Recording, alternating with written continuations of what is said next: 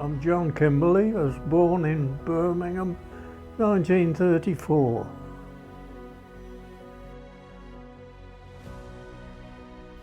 I was born in Acox Green.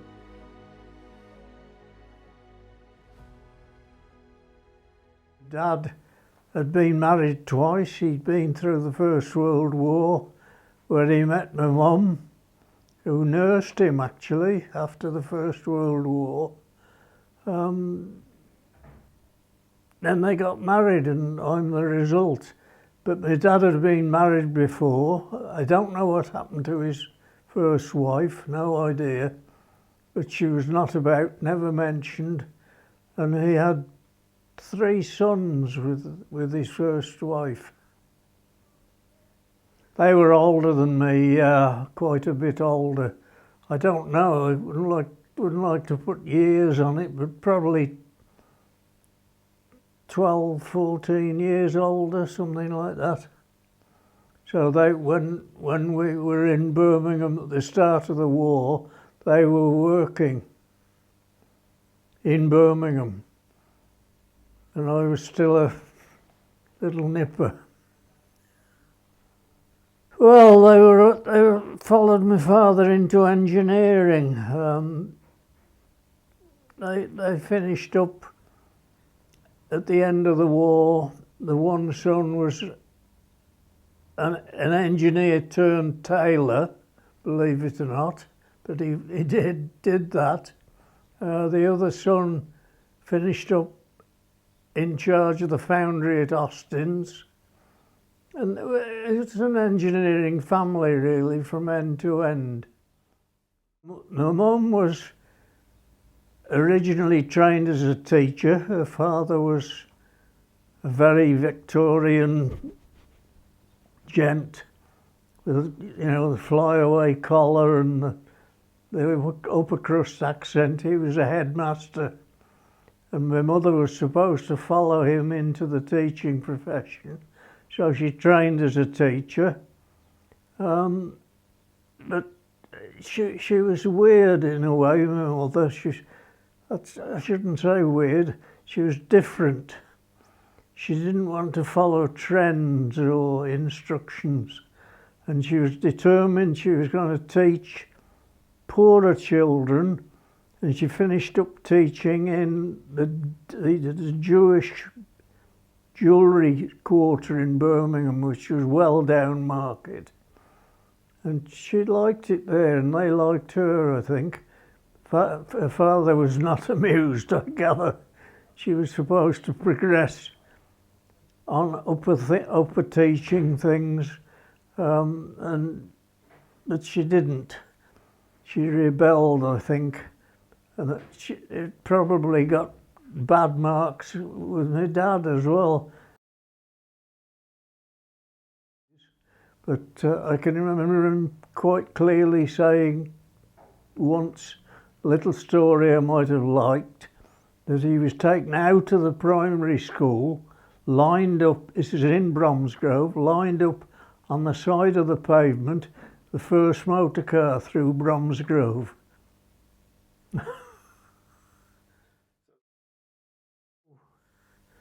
My dad was an engineer, always had been. His background was from, again, working with hands. His relations were all lived in Bromsgrove, and they were nail makers, a lot of them. Little shed at the bottom of the garden making nails by hand. They had to make several thousand of them every day. Hard life, apparently, very hard life. But they escaped from that and they were doing quite well. I don't know how old I would have been, not very old at a guess, but the house we lived in Acox Green in Birmingham was a road, and then our garden, and then the back garden, and then the Birmingham to London main steam train line. And my father was getting in a bit of a state about this, and we moved out. Apparently he thought it wasn't safe, and he was quite correct, because Adolf dropped a string of bombs on the complete row of houses not many weeks after. So I'm lucky to be here, really. And we moved down to Bromsgrove into my father's sister's house. We were trained quite profoundly in what to do if the sirens went. We all had to file out of the classroom at the primary school and go to a brick-built bomb shelter in the playground. It was, I don't know, it didn't particularly bother me at the time. I thought, well, this is the way the world is, you know, get on with it. There were some good things about it, I think. When I used to come home from school, primary school again, and we'd collect 2 or 3 friends, and we'd set off across the fields, walking, doing odd little naughty little boy tricks, you know. But I enjoyed it in a way. I don't think I suffered unduly from the war, personally. The only thing I didn't like was that if the siren went off in the night, my father's sister had a coal cellar, and this is not a sort of a nice cellar at all. It was complete with coal and cobwebs and spiders, and you name it, and we used to have to run down to this air raid shelter underneath the house. I didn't like that.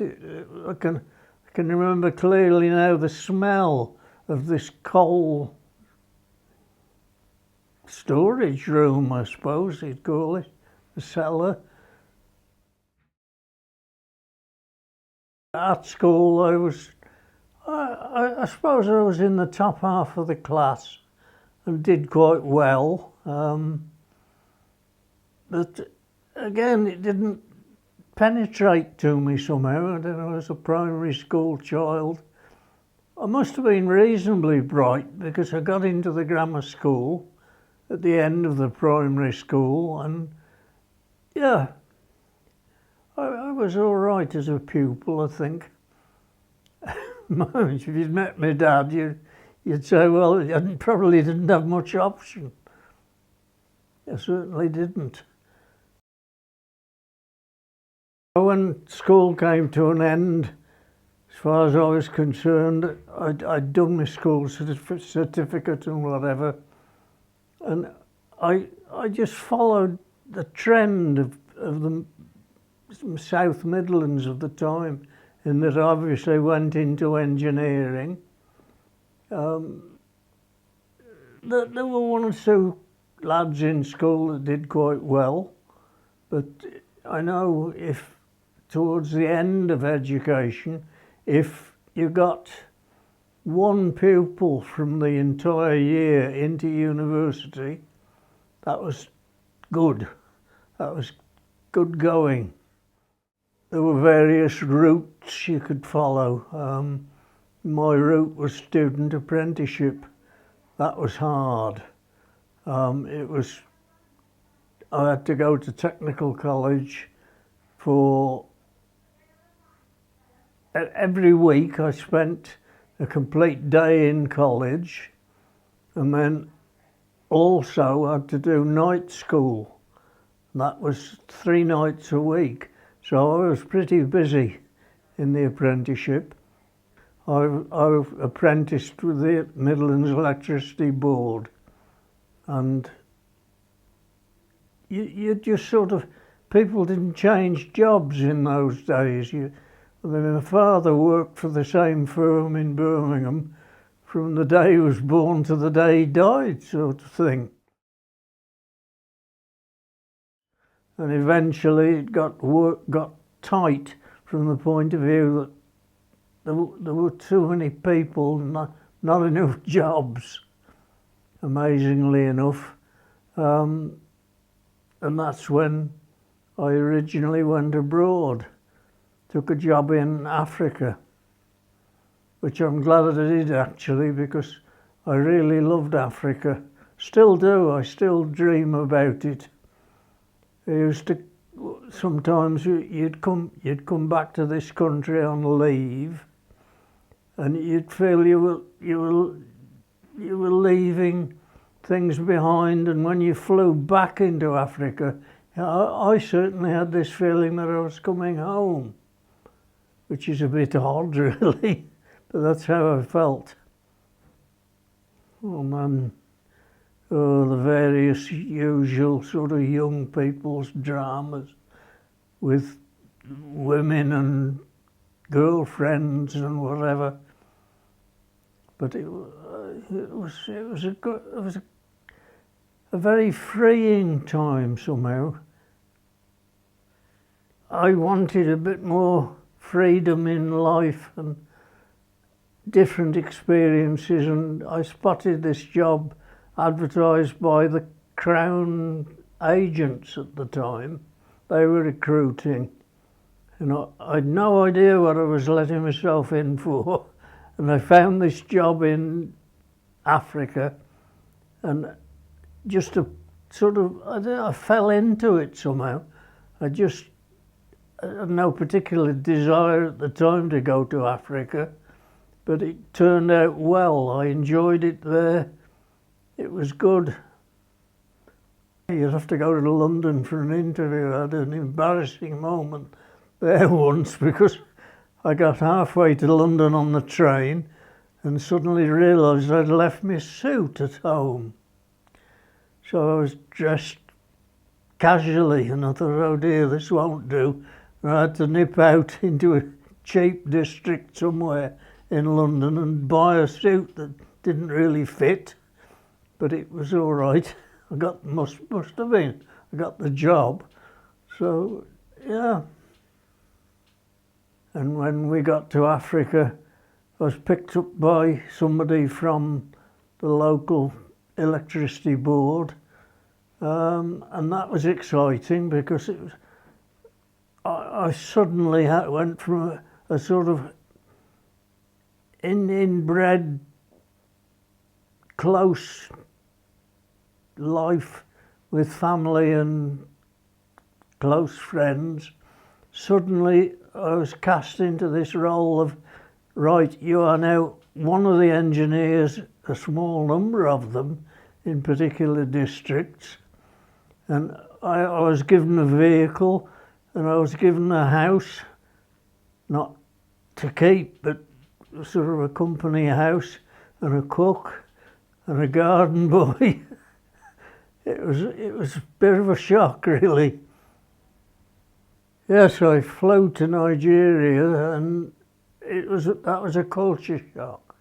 Not so much from a non-black point of view, but the way things were done.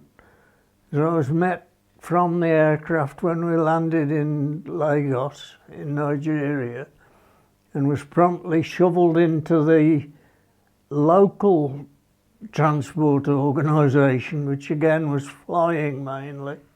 I mean, the distances involved in Africa are tremendous, they really are. Unless you've experienced it, you just don't, it doesn't enter into your world. You've no idea what you're stepping into. But I was met by the general manager and shoveled into his big American car. And again, we drove, trying to remember now, we drove to another largish town in northern Nigeria. This was on the Jos Plateau. It was quite a high area, and there we were met by my vehicle that was handed to me and my driver that was handed to me, and off we went to God knows where. You know, I had no idea where I was going. I knew the address, but what it was like, or what it was anything to do with life, I had no idea in Africa. It's a strange thing, I find, African life. You either love it or you hate it. We always used to say, if we recruited, when I'd been there for some time, if we recruited a new engineer, they'd either stay for 3 weeks or 30 years, not much in between. You know, a lot of people would say, can't do with this, it's not me. And they'd back on the first UK aircraft and back to the UK. But I liked it there, it was good. I mean, there were all sorts of benefits, like freedoms you had. You could do almost anything you wanted. And the one thing that sticks in my mind now, particularly not in Lagos or in big towns, but out in the country, is the smell of Africa. It sounds bad when you say the smell, but it was a lovely smell really, and if it rained for a short period, you'd get these wonderful aromas of Africa, just Africa. And it was fascinating. And then the wildlife, of course, was something else. I came back to England for a period. I thought, I want to get back now. I'd done a certain amount of time in Africa, but I never settled. Didn't suit me again. Too restricted. I felt trapped in somehow. Still do in England. So I looked for another job, and in between, a period that I'd rather not remember was getting engaged and maybe getting married, but didn't at the time, and it was a black period really for me. I didn't like it at all. I came back to this country and took a job with another electricity board and didn't like that either, so went back to Africa again. In that period I'd got married and we'd got 2 children. Can't actually remember where we met. It was on an aircraft, but I can't for the life of me remember where it was going or where it took off from. Didn't matter, you know, you just accept flying there as like getting on a bus here. So we finished up with 2 kids, and that time working in what was called just about, then it was still Northern Rhodesia. So I enjoyed Zambia. Very free, no great political problems. Kenneth Kaunda in charge. When I finally left from Zambia, I used to get letters from what would he call himself? I don't know. He sort of ran in the town where I was living. He ran the local political system. Don't know what you'd call him. He probably had a title, but he wrote to me regularly for quite a few years. And he would sign his letter off saying, right, better go now, got some more work to do. All the best from sunny Zambia. And I thought, yeah, it's not like that here.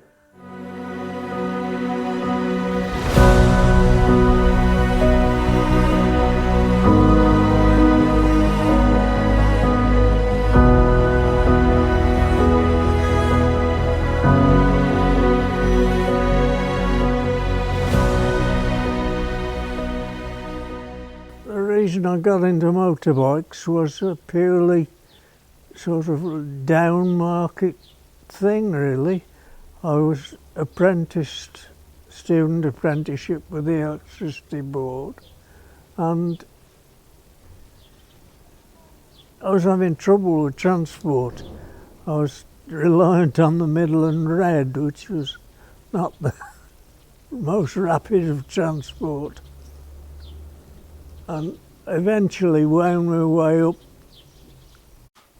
through various efforts at cycling and whatever, and finished up with a small motorbike. And a penny dropped. I thought, yeah, this is me. I like this. This is good. And I stuck with it, and gradually wound my way up through the ranks. Quite simple, really. It just happened. There was nothing I could do about it or anything. It just happened to me. My dad bought me an old, I think it was a 98cc James. Not the most rapid of motorcycles, to put it mildly. I think it'd do about 45 miles an hour downhill with the wind behind it. But yeah, smelly two-stroke road bike. Nothing startling about it at all. But it did get me. It gripped me. I liked it. And gradually worked my way up from there. And eventually got interested, joined a local motorcycle club. And that was my one stroke of luck, I think, in that there was a lad about my age, a couple of years older perhaps, Gordon Stewart, and it turned out he was the son of an engine tuner. So I sort of got into that circle, and again it just progressed. It could have gone either way, but it didn't, and I got more and more involved, and I'm just taking a glimpse at that photo there behind your right arm. That was Len Taylor. He used Bill Stewart, the engine tuner, and I got into their side of things, and it gradually snowballed on me. Oh, Len was an important guy as far as I was concerned. He was a sort of second father figure in a way.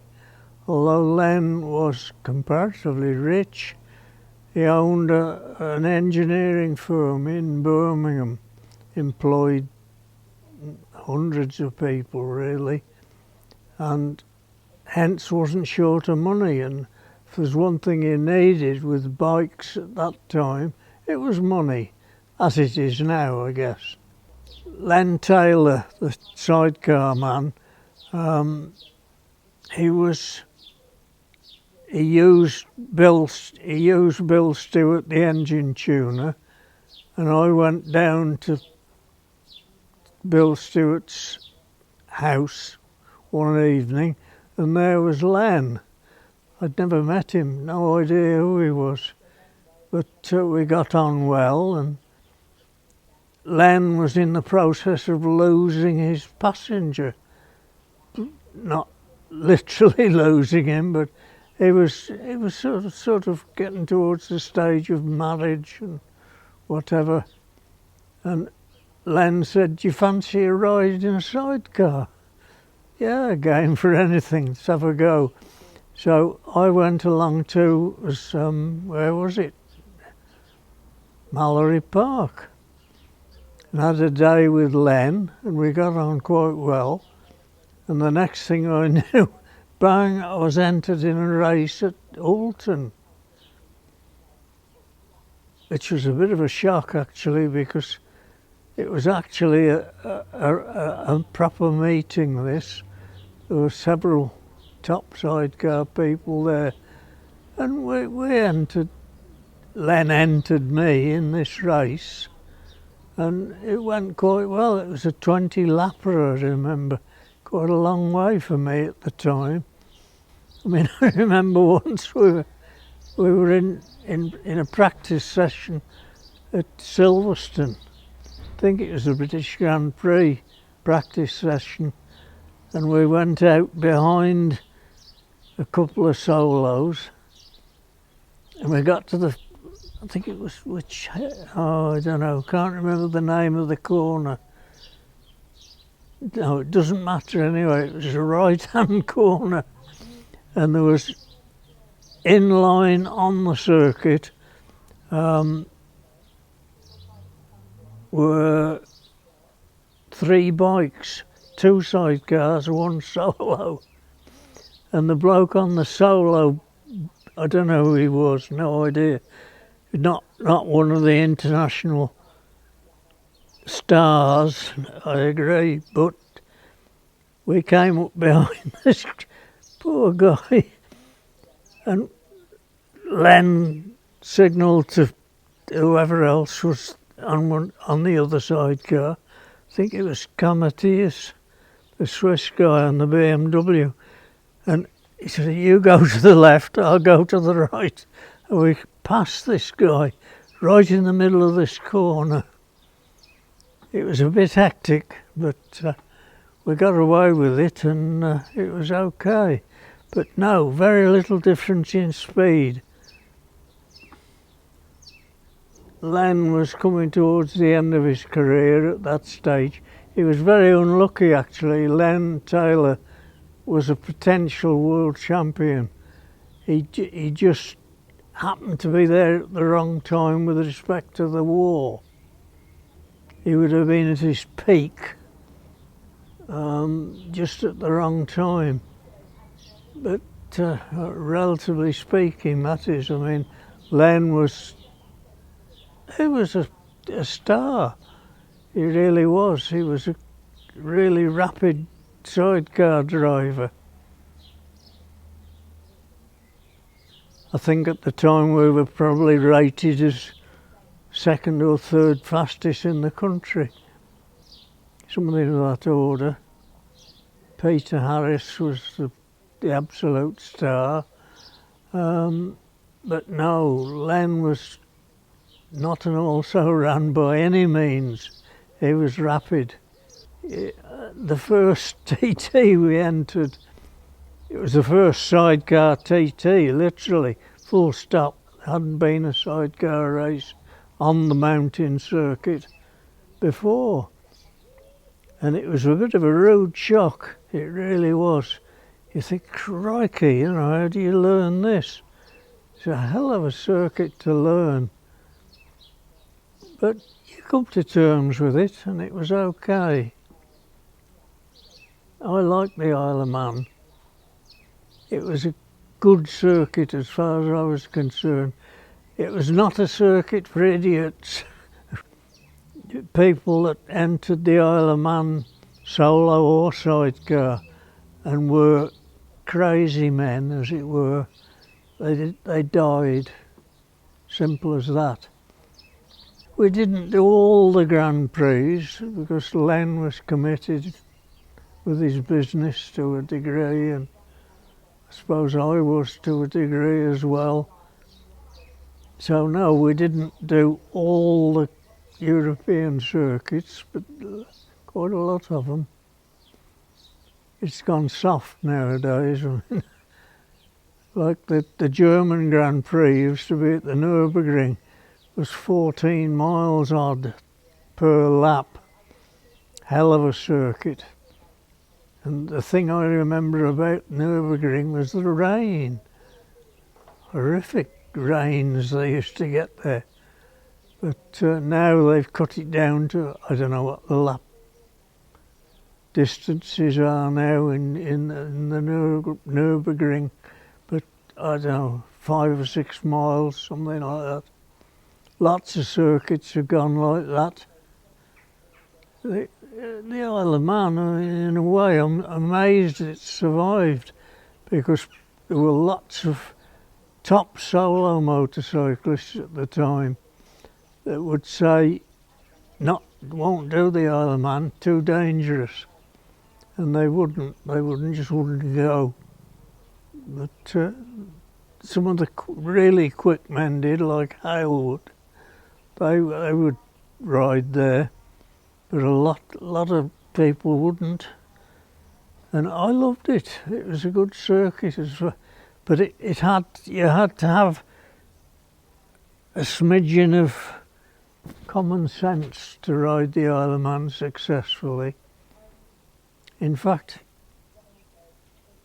I think you would say that initially when you went to the Isle of Man, first year or two, you would only be lapping at sort of 95% of maximum.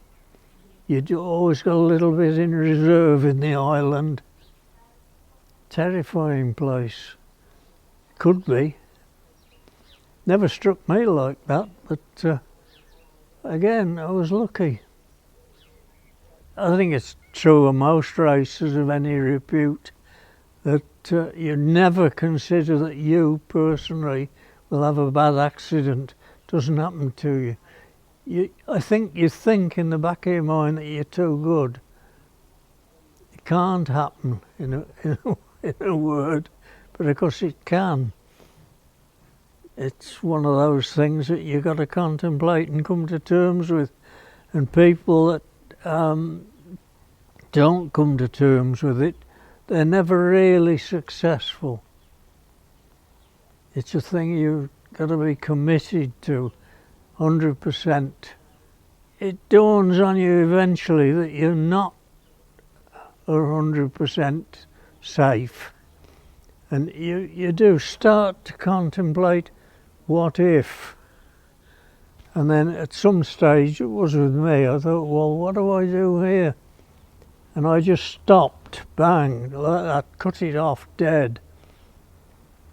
But that didn't last because I was missing a lot of adrenaline, and I actually bought myself a race car. But that started to get a bit too serious.